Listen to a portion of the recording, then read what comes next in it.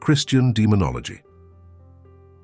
In the Christian worldview, demons are rebellious angels who lost their purity and goodness.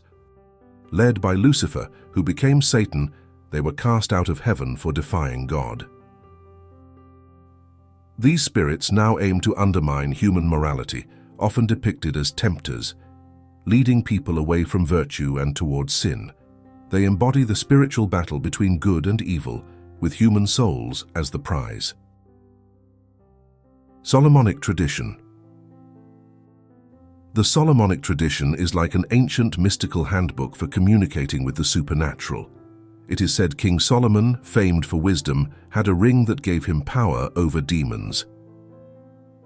The Lesser Key of Solomon, a book attributed to him, lists 72 demons, their special skills, and how to safely summon and command them. It's a guide for those who dare to reach beyond the veil separating the mortal from the demonic realms. Click subscribe to this channel to get more topics you love.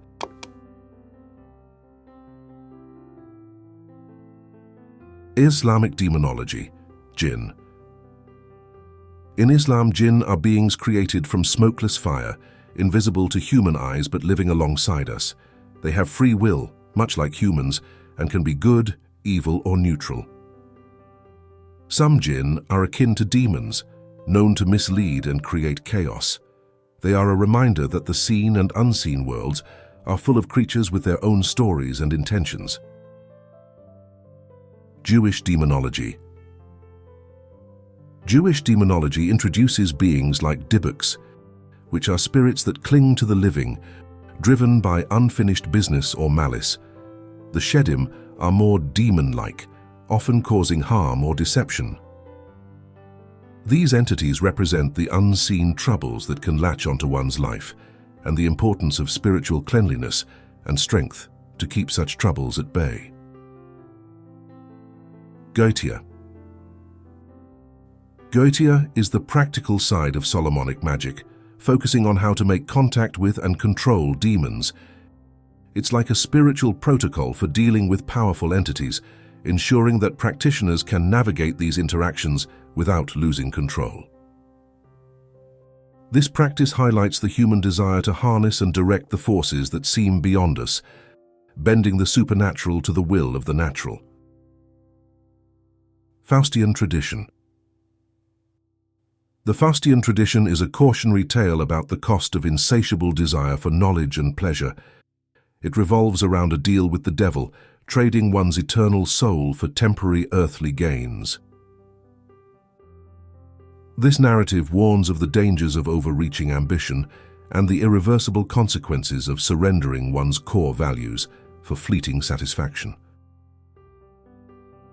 Sumerian Demonology. In the cradle of civilization, Sumeria, demons were as real as the rivers that sustained life. Pazuzu, the demon of the wind, embodies the duality of nature, both protector against plagues, yet a harbinger of storms. The Sumerians saw demons in every unexplained misfortune, a reflection of their understanding that life's forces can be both nurturing and destructive.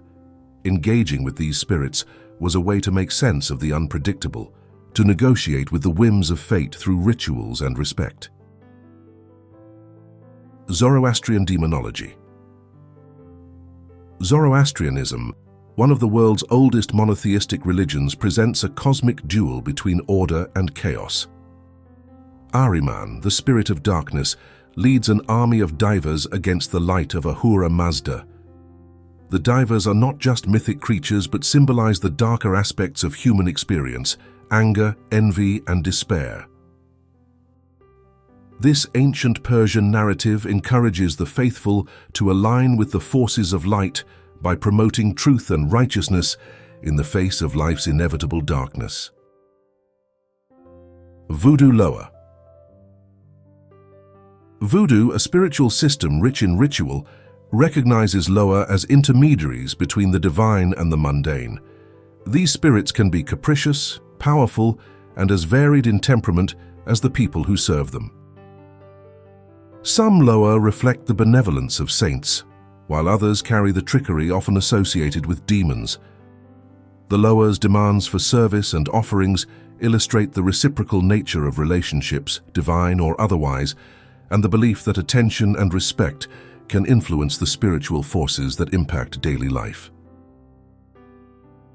Buddhist Demonology. Buddhism personifies temptation and spiritual obstacles in the figure of Mara.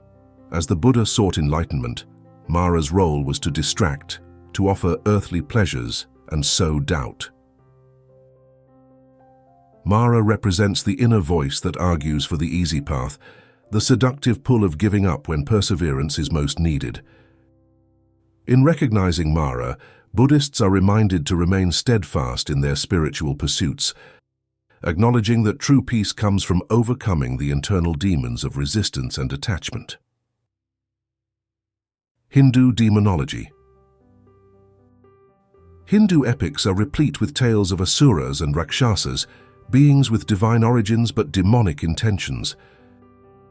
Asuras challenge the gods, not just for power, but in a struggle that represents the internal conflicts within every individual. Rakshasas, with their shape-shifting and malevolent ways, remind us that evil can be both overt and hidden, challenging virtue with guile and force. These stories serve as allegories for the ethical and spiritual battles that define the human condition. Greek Demonology. To the ancient Greeks, demons were not malevolent, but rather ambiguous forces influencing human destiny. Socrates spoke of his demon, an inner voice guiding him toward moral action. However, the Furies, spirits of vengeance, pursued wrongdoers with relentless anger. These contrasting beings illustrate the Greek understanding of morality. It is guided by an inner spirit, yet subject to the inexorable justice that balances the scales for one's actions. Celtic Demonology. In the mist-shrouded hills of ancient Celtic lands, fairies and otherworldly beings were as feared as they were revered. The Sluag, sometimes called the host of the unforgiven dead, were the spirits of those too evil to ascend to heaven, yet too restless for hell. They roamed the skies, seeking to drag others into their aimless wandering. The Celts saw the Sluag as a grim reminder of the importance of living a righteous life to avoid a fate of eternal unrest, a caution to keep one's soul aligned with the natural and moral order. Norse Demonology. The Norse cosmos teemed with beings of might and mystery. Among them were the Jotnar, often translated as giants, embodying the raw, untamed forces of nature and often standing in opposition to the gods. The Draugr, undead inhabitants of the grave mounds with their superhuman strength, were a grim testament to the Norse belief in a life beyond death, one that could interact with the living in malevolent ways. These entities symbolize the fine line between respect for nature's power and the fear of its destructive potential when left unchecked. Folkloric Demonology. Folklore across the world spins tales of entities that exist beyond the bounds of the known. The Slavic domovoi, for instance, are household spirits that, if treated well, protect the home. However, if neglected or angered, they can turn mischievous or even malevolent, reflecting the belief that harmony in one's immediate environment is paramount. The Japanese oni, ogre-like demons with fierce countenances, serve as cautionary figures against vice and moral corruption, embodying the consequences that befall those who stray too far from societal norms.